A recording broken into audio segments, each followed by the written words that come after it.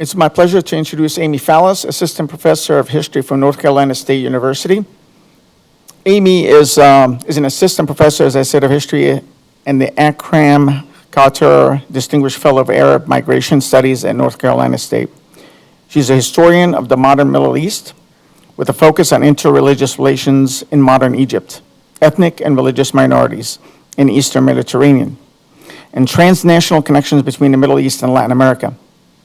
Her forthcoming book manuscript, Charitable Citizens, Philanthropy and Religious Difference in Modern Egypt, offers a new approach to the social history of sectarianism in 20th century Egypt. She has also published policy papers and analysis on contemporary Egypt in the Washington Post, the Tahrir Institute for Middle East Policy, Madam Masr, the New Arab Sojourners, and more. Please welcome Amy Fallas.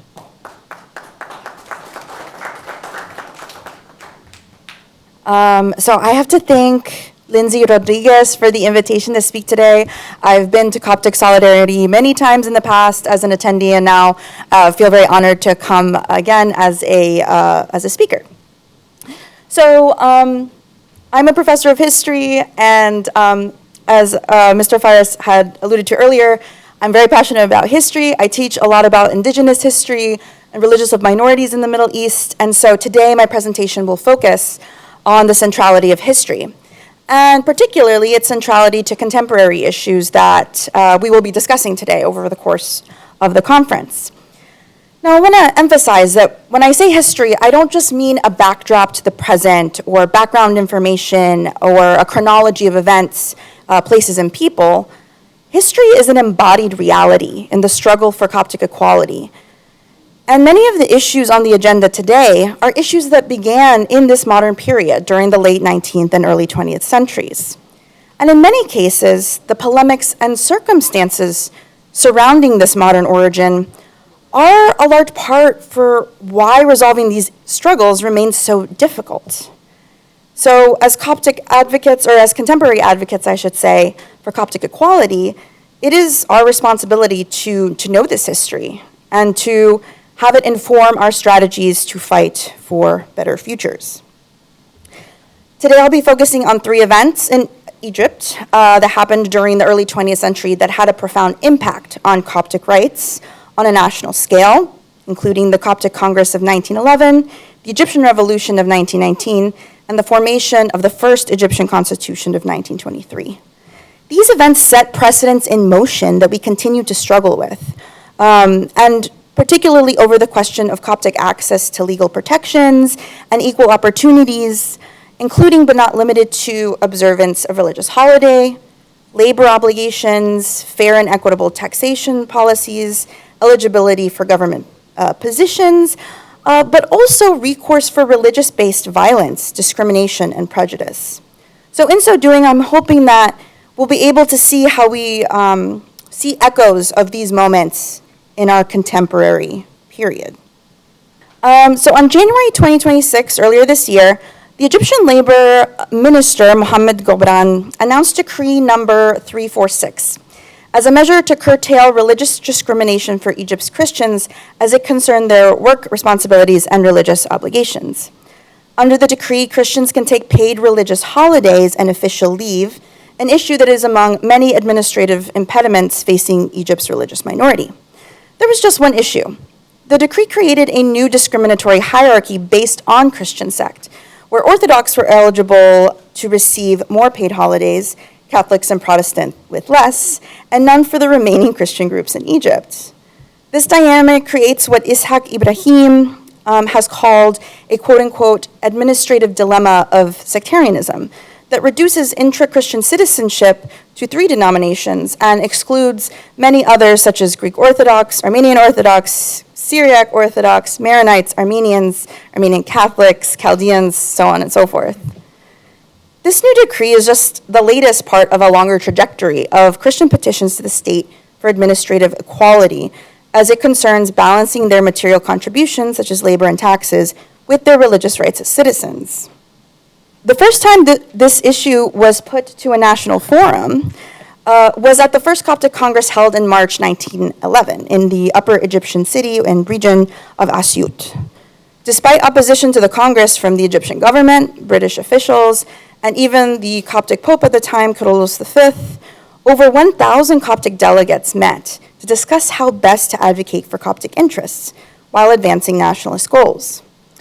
The Coptic Congress was held with unprecedented Coptic support and representation, as the official body of over 1,000 attendees represented approximately 17 Egyptian governments and was affirmed by 10,000 Coptic signatories across Egypt. Ensuring that Coptic government employees and students be permitted to observe the Sabbath on Sunday was one of the 5 main propositions the delegates advocated for at the Congress. Dr. Akhnuf Fanous argued in his address on this topic that a religious person who kept the commandments of their religion was likely to be a better citizen, making the suggestion that permitting Christians to observe the Sabbath and other religious holidays would make Copts better Egyptians, saying, quote, "But how can Copts be happy unless they are given the opportunity to worship their Creator? And if they do not know how to obey God, the giver of life and death, how can they be taught to obey an earthly government? He who is not faithful to his God knows not how to be faithful to his government." This appeal to religious observance was also a labor rights issue, that Coptic workers and students could receive religious exemptions during a day, Sunday, that was part of the 5-day working week, which it still is to the present day. And then the subsequent 4 propositions of the Congress were related to all of these things. It included advocating for merit-based administrative appointments, more Coptic representation on provincial councils, access to public education since Copts paid property taxes to fund these schools, and more equitable methods of distributing government grants. One of the reasons the conference was even held in Asyut was that many of these issues were most clearly seen there. For example, even though Copts paid approximately 32% of the taxes that contributed to local public education, these services were becoming increasingly difficult for them to access because of their religious affiliation. So all of these requests were fairly modest. However, there was a non-Coptic Egyptian consensus that the Congress was serving to stoke sectarian tensions. In fact, there was a follow-up conference designed to be a counter-conference to the Coptic Congress that was held just about a year later that was focused on how the legal, political, social, and economic dangers of these recommendations would actually discriminate against Copts.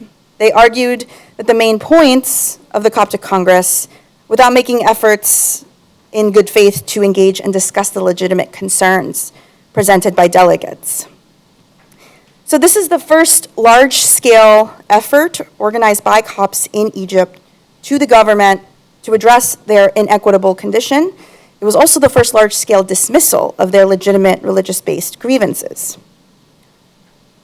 So we'll turn to how this played out during the Revolution of 1919, which was the first major national revolution in Egypt of the 20th century. Now, here's an image that has become synonymous with the demonstrations characterized during the Arab Spring, as we've heard about earlier, during the January 25th revolution. And here we see the cross and the Quran united in the public square in an act that not only symbolized national unity, but also implicitly critiqued the state's role in fomenting interreligious division. It was a defiant gesture and one among many throughout the country's 18-day uprising, which included Christians protecting Muslims during prayer times and Muslims protesting the state's use of violence against Christians at Maspero and elsewhere. In other words, what made this image and other interreligious gestures so powerful was that it was done in defiance of the mediation of the state and in their unity in opposition to oppressive governance. Now, what's interesting about this image is that there was a historical precedence for this kind of solidarity. The broadest expression of this kind of interreligious gesture began in the 20th century during the nationalist and anti-colonial revolution of 1919. And now to just summarize briefly what this revolution was about, it was essentially a fight for Egypt's independence from the British that had occupied militarily the country since 1882 and had imposed martial law since World War I, making Egypt an official protectorate of the British Empire. So when Egyptians sought to advocate for representing themselves at the Paris Peace Conference, and when they wanted to issue their own governmental structures, they were targeted for that. And this was a moment in which Christians and Muslims joined together to sort of defy this imposition on their desire for Egyptian independence. Now, so among many of the moments that's remembered from this period is this interreligious component. And there were some very unusual gestures, such as Coptic Christian priests preaching at Al-Azhar and imams who went to churches, as well as prominent politicians from both Muslims and Christians who insisted that this was at the heart of the movement. And while this is certainly true, and while this is a very enduring image, there are certain aspects of the 1919 revolution that is conveniently forgotten, such as, okay, here we go. So, for instance, if you go to Cairo today, you go to any bookstore, you check out just contemporary books or textbooks, this is kind of a common image that you'll see. This is something that is also very common in film and television series that cover 1919, and it is this dominant interpretation that is also a little bit whitewashed of some of the incidents that did happen between religious communities that weren't all nice and rosy. So for instance, there were instances of mob violence targeting the Armenian community. There was also expressions of solidarity of Jewish Egyptians with Muslims. That's usually not depicted. Here it's just Christians and Muslims. And then there are also just very religiously dangerous expressions, such as Muslims attending an Easter service in April of 1919, which was seen as transgressive of Muslim theology. So it's an important dynamic to remember here is that that's something that's often forgotten, which is heightened moments of national unity are also moments of heightened national conflict and create conditions that breed suspicion and conspiratorial thinking. So for instance, here we have a letter that was sent to a Syrian Christian lawyer, basically issuing a death threat from an armed, notoriously Egyptian armed nationalist group for his perceived disloyalty to Egypt. This is one of many instances that targeted Syrian Christians at the time, as they were seen as foreigners or potentially loyal to European interests. And such was the case with the Armenian community as well, who also suffered significantly during this period. They had come under suspicion actually during the Armenian genocide because British officials thought they might be spies, even though they were coming into Egypt as refugees. And during 1919, we have this letter from the patriarch saying, you know, Armenians had to hide in churches because a lot of their businesses were destroyed and their churches were attacked. And so, as you can see, there is this sense of insecurity, not just for Copts, but also for other religious minorities during this period. And it contributed to a narrative that still persists today, which is the importance of interreligious unity at the expense of protections for the religious minorities. And this narrative is known as al-wahda al-wataniya, or national unity, and is frequently used to dismiss instances of discrimination and violence. I'll focus my last component briefly on the Constitution, because following 1919, this was sort of seen as this founding document for Egypt in consolidating and presenting their independence and their ability to dictate their own affairs. And what ends up happening is that there is this significant impasse that faced a 30-member constitutional committee that was tasked with drafting the first constitution, and there was a significant impasse just 2 weeks into their work. So there was a lawyer and politician, Tawfiq Dos, who insisted that minority rights should be legally enshrined in the Constitution, as well as proportional representation for national minorities in the local legislative bodies. And these were two issues that had presented challenges for Coptic Christians. Although Doss himself was a Copt, he emphasized that he advocated this position as a legal expert and not as a Christian, and that citizens' religious affiliation should not hinder their access to rights as Egyptians. But another member of the committee, Abdul Hamid Badawi, countered that Doss' proposition would actually legally codify national difference and provide the British and others, such as the French, with pretexts to continue interfering in Egyptian affairs because they would be protecting minorities. And so this was a moment in which Egypt's sovereignty was very fragile. They had only legally been recognized as having independence from the British a few months before. And so the stakes around this document and around this particular constitutional article were at an all-time high. So the committee debated the constitutional article to think about those two components. And the consensus was that because Copts were integral to the national fabric of the Egyptian nation, they did not require special protections or quota-based representation in government to ensure equal treatment before the law. And indeed, at the time, Copts did enjoy overrepresentation in public service and government roles. However, since few legal parameters were put in place to ensure that, Copts and other groups gradually held less positions, and as a result, less of a voice in matters that directly impacted them.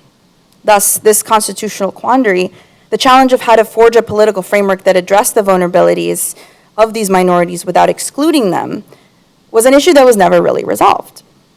And so I'll just conclude by suggesting that both the past and the present of the Coptic question has been plagued by a reoccurring dynamic in Egypt, which is basically a refusal to acknowledge that Egypt has a sectarian problem to begin with. For some, this accusation only sows divisive rhetoric, while others believe that it's inaccurate to compare Egypt's interreligious dynamics to its regional neighbors such as Lebanon and Syria. But as we've seen, over 100 years of insisting on national unity has only served to systematically dismiss demands for equality and socio-political inclusion for the over 10 million Copts and other non-dominant religious communities. Perhaps the best way forward would be to begin admitting that Egypt does, in fact, have a sectarian problem to address and issues to ensure equality for Copts and others. Thank you.